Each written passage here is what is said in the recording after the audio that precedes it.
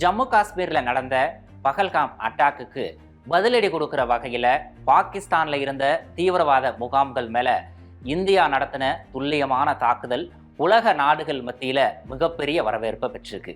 அதே நேரத்தில் ஆப்ரேஷன் சிந்தூருக்கு அப்புறமா வளர்ந்து வரக்கூடிய தொழில்நுட்பங்களுக்கு ஏற்ப இந்தியாவுடைய பாதுகாப்பு துறையை பலப்படுத்த வேண்டிய அவசியமும் ஏற்பட்டிருக்கு. ஆனால் நம்ம கிட்ட இப்போ இருக்கக்கூடிய ரஃபேல், சுகாய் போன்ற போர் விமானங்கள் எல்லாமே 4.5 தலைமுறையை சேர்ந்த விமானங்களாகத்தான் இருக்கு. சீனா, அமெரிக்கா, ரஷ்யா இது போன்ற நாடுகள் எல்லாம் 5ஆம் தலைமுறை, 6ஆம் தலைமுறை, 7ஆம் தலைமுறைன்னு அதிநவீன தொழில்நுட்ப வசதிகள் கொண்ட போர் விமானங்களை தயாரிக்கிறதுல மும்முரமாக இறங்கிட்டாங்க. இந்திய எல்லைக்கு பக்கத்தில் சீனா தன்னோட 5ஆம் தலைமுறை விமானமான J-20 விமானத்தை நிறுத்தி வச்சிருக்கிறதோட அதே தலைமுறையை சேர்ந்த விமானங்களை பாகிஸ்தானுக்கு விற்க போறதாகவும் தகவல் வெளியாகிருக்கு. இந்தியாவுக்கு 40 போர் ஜெட் விமானப்படைகள் தேவைப்படக்கூடிய நிலையில இப்ப 30 படைகள் மட்டுமே தயார் நிலையில இருக்கு. அதாவது 200 முதல் 300 விமானங்கள் வர எங்களுக்கு தேவைப்படுதுன்னு இந்திய விமானப்படை அதிகாரிகள் மத்திய அரசு கிட்ட தொடர்ந்து கோரிக்கை வச்சுக்கிட்டே இருக்காங்க. அவங்களோட கோரிக்கை ஒரு புறம் இருக்க, பாகிஸ்தான் மற்றும் சீனாவோட அச்சுறுத்தலுக்கு தகுந்த பதிலடி கொடுக்கணும்னா அதுக்கு ஏற்ற மாதிரி சக்தி வாய்ந்த விமானங்களை இந்தியா உற்பத்தி செய்ய வேண்டிய அவசியமும் இப்போ ஏற்பட்டிருக்கு.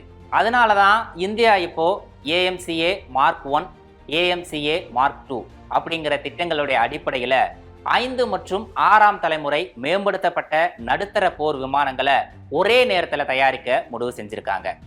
மார்க் 1 போர் விமானங்கிறது இந்திய விமானப்படையோடைய தற்போதைய தேவையை பூர்த்தி செய்யக்கூடிய வகையில் தயாரிக்கப்பட இருக்கு. அதாவது தற்போதைய சூழ்நிலையை சமாளிக்கக்கூடிய அளவிலான விமானங்களை தயாரிக்கிறது தான் இந்த மார்க் 1 திட்டத்தோட நோக்கமே. அதே நேரத்தில் மார்க் 2 திட்டம்ங்கிறது உலக வான்வெளி அரங்குல இந்தியா புதிய சகாப்தம் படைக்கக்கூடிய திட்டமாகவும் அமைய போகுது. இந்த திட்டத்தில் அதிநவீன தொழில்நுட்ப வசதிகள் கொண்ட 5 மற்றும் 6ஆம் தலைமுறை விமானங்களை தயாரிக்கிறதுக்கான பணிகளை இந்தியாவோட பாதுகாப்பு மற்றும் ஆராய்ச்சி மேம்பாட்டு நிறுவன அதிகாரிகள் இறங்கியிருக்கிறாங்க. முழுக்க முழுக்க உள்நாட்டு உற்பத்தியிலேயே தயாரிக்கப்பட்டிருக்கக்கூடிய 120 KN ரக இன்ஜின் தான் இந்த ரக போர் விமானங்கள்ல பயன்படுத்த போறாங்க. அதே நேரத்தில் 100 KN இன்ஜினை பயன்படுத்தினாலே அதனுடைய உந்து விசை 10,000 கிலோகிராம் மேலே இருக்கும்னு சொல்லப்படுற நிலையில 120 KN இன்ஜின்றது அதை விட 30% கூடுதலான உந்து சக்தியை வழங்கும்னு சொல்லப்படுது. இந்தியா உட்பட எந்த நாடுகளாக இருந்தாலும் தன்னோட நாட்டு வான் பரப்புல பயணிக்கக்கூடிய விமானங்களை கண்காணிக்கிறதுக்கு ரேடாரை தான் முக்கியமாக பயன்படுத்துகிறாங்க. அப்படியான ரேடார்களில் கூட சிக்காத அளவுக்கு அதிநவீன தொழில்நுட்பத்தோட தான் இந்த மார்க் 2 ரக போர் விமானங்கள் தயாரிக்கப்படுவதாகவும் தகவல் கிடைச்சிருக்கு. இப்போ உலக நாடுகள் மத்தியில் மிகப்பெரிய வரவேற்பை பெற்றிருக்கக்கூடிய இந்த ஏஐன்னு சொல்லப்படக்கூடிய செயற்கை நுண்ணறிவு தொழில்நுட்பமும் இந்த மார்க் 2 ரக போர் விமானங்களில் பயன்படுத்த முடிவு செஞ்சிருக்கிறாங்க.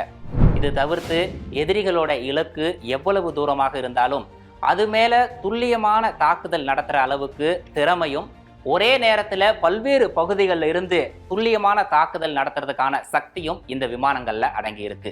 இந்த மேம்படுத்தப்பட்ட ஸ்டெல்த் ரக போர் விமானங்கள் உள்நாட்டு பாதுகாப்பு, உற்பத்தி மற்றும் பாதுகாப்பு படைக்கு வலி சேர்க்கிறதோட உலகளாவிய பாதுகாப்பு அரங்கில் இந்தியாவை வலிமையான நாடாக உருவாக்கவும் உறுதுணையாக இருக்கும்னு எதிர்பார்க்கப்படுது.